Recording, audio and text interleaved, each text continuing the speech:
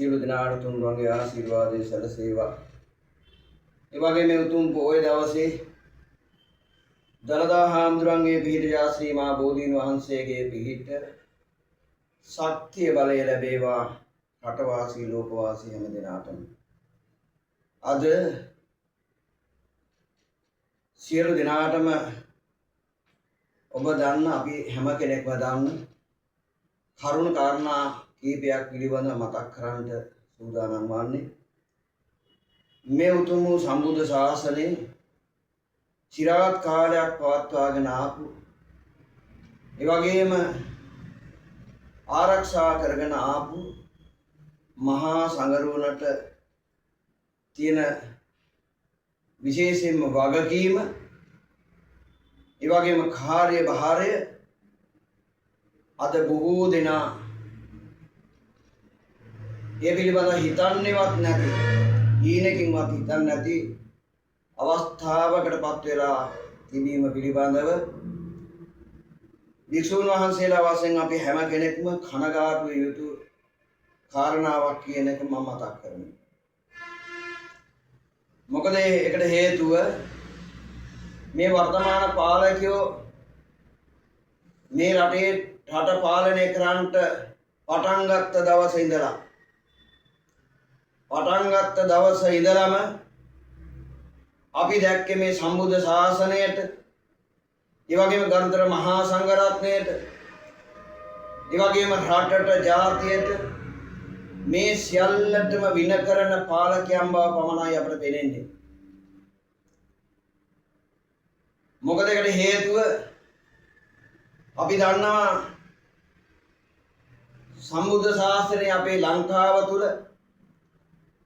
වික්ෂුන් වහන්සේලාට විහෙර විහාර ආරක්ෂා කර ගැනීමට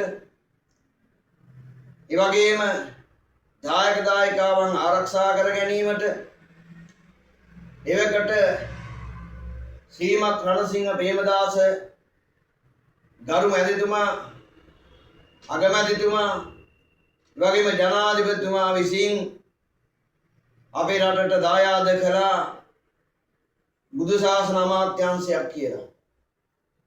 ඒ වගේම මේ රටේ වෙසෙන අනිකුත් ආගම් සඳහා ඒ පහසුකම් ලබා ගැනීමට උචිත වන පරිදි ඒ ආයතන පිහිටලා දුන්නා. ඒ නිසා අපි මේ වෙලාව තුලදී දිවංගත රණසිංහ ප්‍රේමදාස මැතිතුමාට තාම ගෞරව කරනවා. මේ වර්තමාන පාලකයන් එන්න කම්ම අපේ බුද්ධ ශාසන අමාත්‍යාංශයේ තිබුණ ප්‍රධාන නිල නැත්තම් ඇමතිවරයා හොඳ බෞද්ධයෙක් හොඳ සුපිරිසුදු බෞද්ධයෙක් බවට පත් වෙලා තමයි අතනින් අහන්න මෙතනින් අහන්න අරයට යන ගහන්න මෙයාට යන ගහන්න කිසිම තැනක අඩුපාඩුවක් තියෙන නැති හැම ජනාධිපතිවරයෙක්ම පත් කළේ සම්බුද්ධ ශාසනයේ බුද්ධ ශාසන අමාත්‍යාංශයට වැදගත් චරිතයක් හොඳ චරිතයක් ගුණවත් චරිතයක් තියෙන අමාත්‍යවරු. දැන් මේ වර්තමාන පාලකයෝ මේකට සම්බන්ධ කරලා තියෙන චරිත දිහා බැලුවම ඒ චරිත දිහා බැලුවම බුද්ධ ශාසනයේ සම්බුද්ධ ශාසනයේ නවරහදී බුදු ගුණ දන්න භික්ෂූන් වහන්සේ කෙනෙකුටවත් එහෙම නැත්නම් ගිහියෙකුටවත් ඒ පත් කිරීමේ ඇමතිවරයා පිළිබඳව කිසිදු සහතිකයක් දෙන්න බෑ.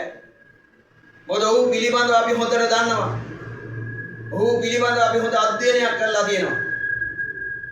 ඒ නිසා මේ වර්තමාන පාලකයන්ගෙන් අපි ඉල්ලා සිටිනවා මේ සම්බුද්ධ ශාසනය අනුරගෙවත් එහෙම නැත්නම් මේ නව අමාත්‍ය මණ්ඩලෙවත් එහෙම නැත්නම් 69 ලක්ෂයක් වෙන්නා වූ ඒ අයගේවත් 59ක් වූ 159ක් වූ මේ කාලකන්ණි MPP මන්ත්‍රීවරුන්ගේ බූදලයක් නොවන බව විශේෂයෙන් මතක් කරනවා.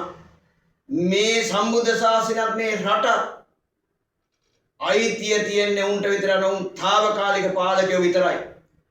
මේ తాවකාලික පාලකයෝ ඇවිල්ලා නන් දොඩමින් ඒ වගේම Tamanට උචිත දේ කරන්නේ නැතිව පුංචි පුංචි දේවල් කරලා මිනිස්සු වීඩාවට පත් කළා මහා ප්‍රසාද අප්‍රසන්න ඒ වගේම අශික්ෂිත පාලන ක්‍රමයක් ගෙනින අවස්ථාවක් තුල මේ අද දවසේ මේ උතුම් පොහොය දවසේ මම ඉල්ලීමක් කරනවා ගෞරවනීය මහානායක ස්වාමීන්ද්‍රයන් වහන්සේ අනුනායක ස්වාමීන්ද්‍රයන් වහන්සේ ඒ වගේම ආචාර්ය මහාචාර්ය ඒ වගේම රාජකීය පඬිත මේ ආදි වශයෙන් හැම ඉහළ පෙළේ ස්වාමීන් වහන්සේලාගෙන් ඉල්ලීමක් කරනවා මෙන්න මේ කාලකන්ණි පාලකයන්ට දිය යුතු දඬුවම් දෙන්න ඕන මේ වෙලාව තුලදී මේ ආරම්භයක් පමණයි මේක තවදුරට ඉස්සරහට යනකොට අපේ රට ස්ථීර වශයෙන්ම සම්බුද්ධ ශාසනය ජාතිය මේ සියල්ලක්ම විනාශ කරලා මුන් ගෙවල් වලට යන්නේ. ඒකේ එකක් මේ ඊයේ පෙරේදා වත්තල කෙරවල පිටිය වෙච්ච සිද්ධිය. මේ කාලකන්ණි පාලකයන්ට හරි ලේසි ජනතාව ભેද බින්න කරොත් එහෙම පාලනය කරන්න. ඒ වගේ මොකක් හරි වැදගම්මක් නැති මොකෙක් හරි පාතාලේ හරි එහෙම නැත්නම් වෙන පැත්තකින් හරි ගෙනල්ලා අයිස් හරි වෙන මත්ද්‍රව්‍යයක් හරි ගෙනල්ලා දාලා රට තුල සුමානයක් හමාරයක් මාසයක් මොකක් හරි ජොලියක් දාලා ආතල් එකක් දාලා නිතර රජයේ හොරණෑ වලින් මාධ්‍යෙන් ජනතාවට දුන්නම ජනතාව මේවා සියල්ලම අමතක කරයි කියලා මම හිතන්නේ. හැබැයි අපි කියනවා කිසිම හේතුවකට අපේ රටේ ජනතාව ඉවසිලිවන්තව තව ඉන්නේ. අපි කියනවා එදා ගෝල් පේස් අරගලෙන් පටන් ගත්ත එක මෙදා පටන් ගන්න ගෝල් පේස් එකෙන් නෙවෙයි. මෙදා පටන් ගන්න ගමෙන් ගෙදරින් අරගලේ. එනිසා කරුණාකර වර්තමාන පාලකයන් අපි ඉල්ලීමක් කරනවා නවත්තපල්ලා උඹලා මේ ගෙනියන අන්‍යාගමික කරණය මේ නිරාගමික කරණය මේවා නවත්තපල්ලා. මේවා නැවතුනේ නැත්තම් නුඹලට මේකේ ප්‍රතිඵල වැඩි ඈතක් නෙවෙයි මෑතකදී විඳින්න සිද්ධ වෙනවා. ඊළඟට අර මේ උතුම් පොහොය දවසේ බණ කියපු නගර සභාවක් ගල්කිස්ස එතන තිබුණ බුදු පිළිමේ අයින් කරලා එතනේ ධර්ම දේශනාව නවත්තලා මා විකට යනුම් තරංගයකට ආගම සහ ධර්මය ඒ වගේම ජාතිය ඈඳගෙන අනුර කුමාර ඇතුළු මේ සක්කිලින් ගෙනියන ව්‍යාපාරයට විශේෂයෙන්ම බෞද්ධ ජනතාව වශයෙන් ලාංකීය ජනතාව වශයෙන් ඒ වගේම ભેදයක් නැතුව අපි හැම කෙනාම නැගී හිටින්න ඕන වෙලාවක්. ඒ වෙලාවෙන් උපරිම ප්‍රයෝජන ඔබට ගන්නට. මොකද අපි කවුරුවත් මේ කතා කරන මාත් අපට අභියෝග තියෙනවා. අපට ප්‍රශ්න තියෙනවා, ගැටලු තියෙනවා, තර්ජන තියෙනවා. ඒ තර්ජන, ගර්ජන, ගැටලු මොනවා තිබුණත් අපි අවුරුදු 250 ජීවත් වෙන්නේත් නැහැ. ජීවත් වෙලා ඉන්න කාල සීමාව තුලදී මගේ රට, මගේ ජාතිය, මගේ ආගම, මගේ ගම, මගේ පළාත ආරක්ෂා කිරීමට මට කොන්ද පණ නැත්තම් මේ ජීවත් වෙලා ඉන්න සුළු මොහොත හරි අපට ඇති වැඩක් නැහැ. එසා සමස්ත ලංකාවාසී ජනතාවගෙන් ඉල්ලීමක් කරනවා ඔබ ක්‍රිස්තියානි හෝ වේවා මුස්ලිම් හෝ වේවා මේ අපි හැම කෙනෙක්ම හප්පන ක්‍රමයක් මුන් ගෙනියන්නේ.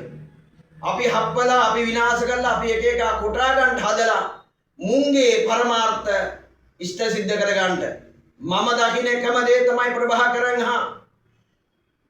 මේ කාලකන්ණි 70 එදා හිටියේ නැත්තම් මේ අවුරුදු 53ක් පමණ මුන් රට විකරව විනාශ කරේ නැත්තම් ඒ වගේම අවුරුදු 30ක් තුල එල්.ටී.ටී. ප්‍රභාකරන් ඇතුළේ ඒ නඩේ මේ රට විනාශ කරේ නැත්තම් අද ආදරණීය අම්මේ තාත්තේ සහෝදර සහෝදරිය අද අපි රට සිංගප්පූරුවක් මේ දියුණුවෙන්ට තිබුණ රට විනාශ කරේ මේ කාලකන්ණි දෙගොල්ලෝ විතරයි. එසා ඔබට අපි කියනවා යමක් හිතන්න යමක් හිතන්ට මේ කාලකන්ණි MPP කාර්යෝ එහෙම නැත්නම් ජෙප්පන්ට කඩේ ගියා දැන්වත් ඇති යථාර්ථවාදීව බුද්ධිය හිතලා යමක් කරන්ට ඔබ පෙරටෙන්ට කියන එක විශේෂයෙන් මතක් කරමින් දැන් උඹලගේ කාලය ඇවිල්ලා නැගිටපල්ලා සියලු දෙනාට සම්මා සම්බුදු සරණයි.